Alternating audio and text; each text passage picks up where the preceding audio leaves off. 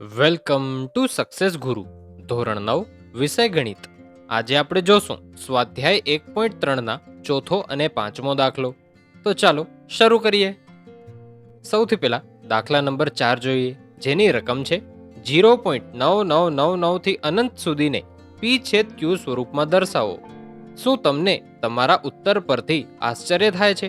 તમારા શિક્ષક અને વર્ગના સહ અધ્યાયીઓ સાથે તમારા જવાબની સત્યાર્થતાની ચર્ચા કરો. તો ચાલો આપણે આ દાખલો ગણીએ. તો સૌથી પહેલા તો આપણે રકમ લખી લઈએ. રકમમાં આપણે મેઇન કિંમત શું આપેલી છે? 0.9999. આ આપણી મેઇન રકમ છે. જો આપણે આ જ દાખલો પ્રશ્ન નંબર 3માં પૂછ્યો હોત તો કેમ પૂછત? 0.9 અને ઉપર લાઈન. આનો અર્થ શું થાય લાઈનનો? કે અનંત સુધી આ જ આંકડો ચાલતો રહે છે. હા, આ તો આપણે અગાઉ સમજી ગયા હતા ત્રીજા દાખલામાં. તો હવે સૌથી પહેલા તો આને આપણે પેલું સમીકરણ બનાવશું. તો x બરાબર 0.9999 થી અનંત સુધી આપણું આ પેલું સમીકરણ બનશે. તો લખવાનું x બરાબર 0.9999 સમીકરણ 1. હવે આ જ સમીકરણને આપણે 10 વડે ગુણવાનું. એવું શું કામ 10 વડે? કારણ કે 0 પોઈન્ટ પછી કેટલી સંખ્યા છે? 9. એક જ સંખ્યા છે ને એ જ સંખ્યા રિપીટ થાય છે 999. માટે આપણે 10 વડે ગુણવાનું. જો 0 પોઈન્ટ પછી 8383 એમ રિપીટ થતું હોત વારે વારે, તો કેટલી સંખ્યા પછી રિપીટ થાય છે? 8 અને 3 એ એક જ સંખ્યા છે, પછી 8 અને 3 રિપીટ થાય છે, એટલે કે 8383 રિપીટ થાય છે.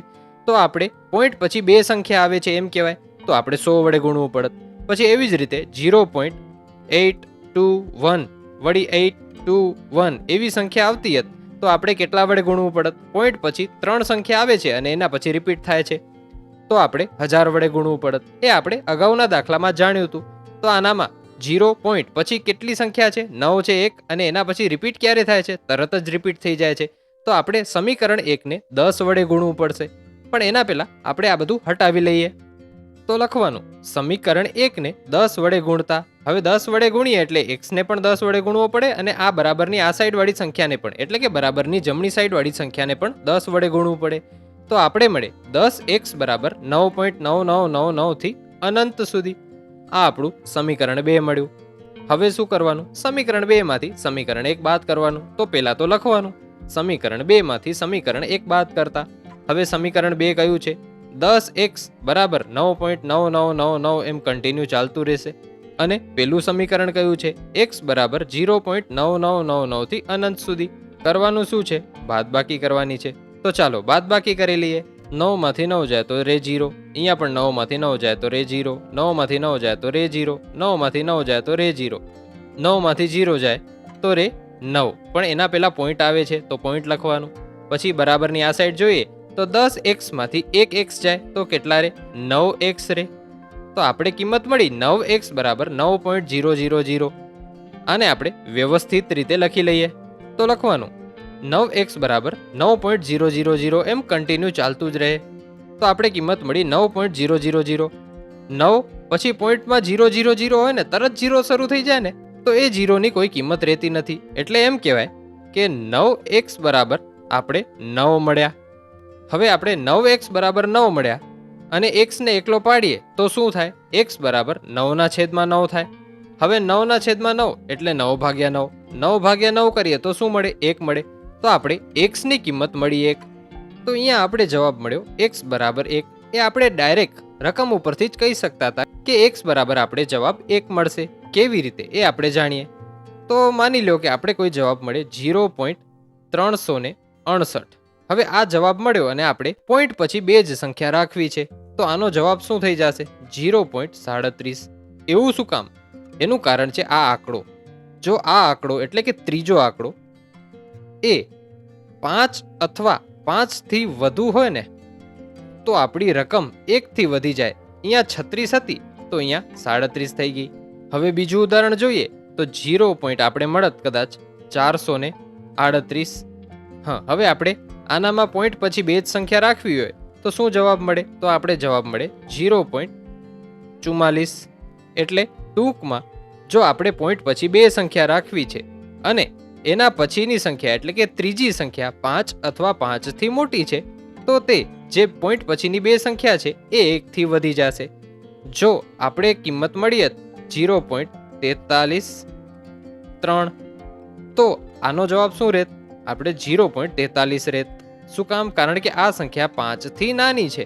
માટે જો આ સંખ્યા 5 થી મોટી મળે તો સમજી જવાનું કે પોઈન્ટ પછી આપણે જો બે સંખ્યા રાખીએ છીએ તો 1 થી વધી જશે. આઈ હોપ કે તમને ક્લિયર થઈ ગયું હશે. તો હવે આપણે 5મા દાખલા તરફ આગળ વધીએ.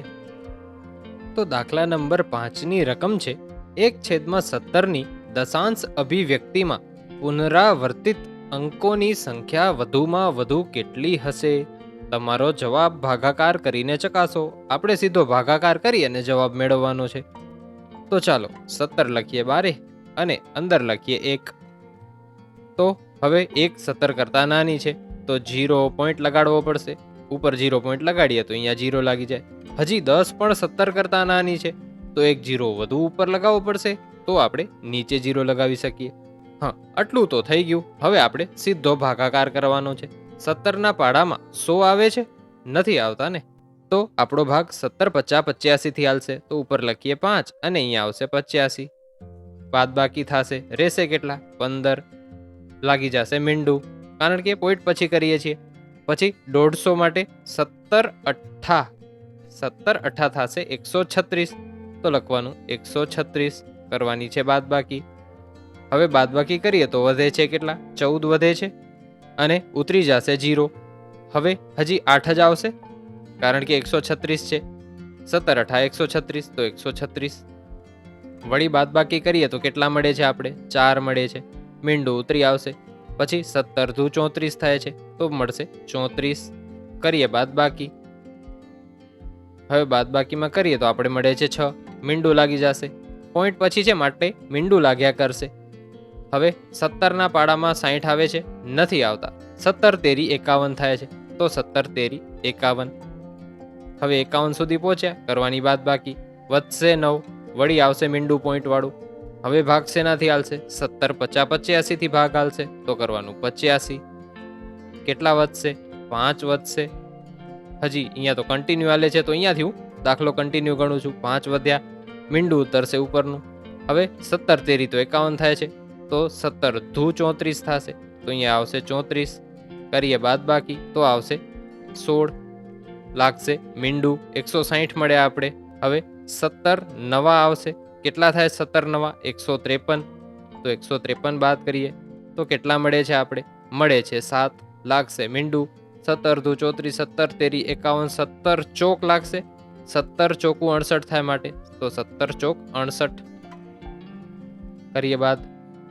હવે બાદ કરીએ તો મળે છે 2. લાગશે મીંડું.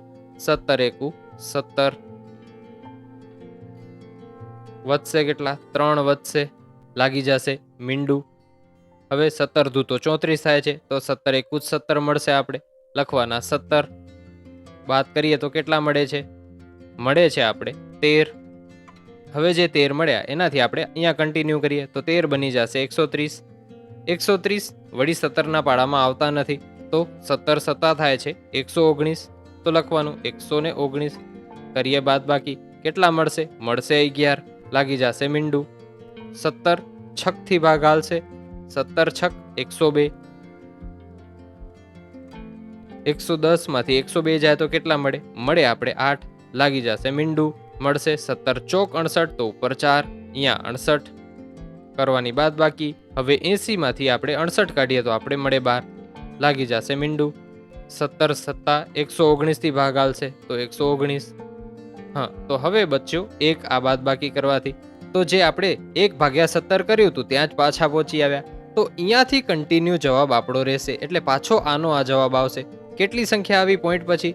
1 2 3 4 5 6 7 8 9 10 11 12 13 14 15 ને 16.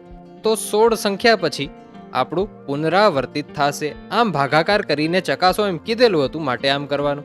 નહીતર આપણે કેટલા વડે ભાગવાનું હતું? 17 વડે ભાગવાનું હતું ને. આ નિયમ 1માં જ લાગુ પડશે. તો 17 વડે ભાગવાનું હતું તો 17 ઓછા 1 કરો તો કેટલી સંખ્યા મળે? 16. તો એ નિયમ નક્કી જ છે કે 16 સંખ્યા પછી જ એ સંખ્યા રિપીટ થશે. તો આપણે ભાગાકાર કરીને તપાસી પણ લીધું. પણ જો આપણે 1/15 આપ્યું હોત તો આપણે શું મળત? તો આપણે 14 સંખ્યા પછી સંખ્યા રિપીટ થાત. એવી રીતે આપણે આ નિયમ સમજવાનો છે. તો આના સાથે આપણા આજના બંને દાખલાઓ અહીં પૂરા થાય છે. Thanks for watching. આવા જ એજ્યુકેશનલ કોન્ટેન્ટ માટે સબસ્ક્રાઇબ કરો સક્સેસ ગુરુને.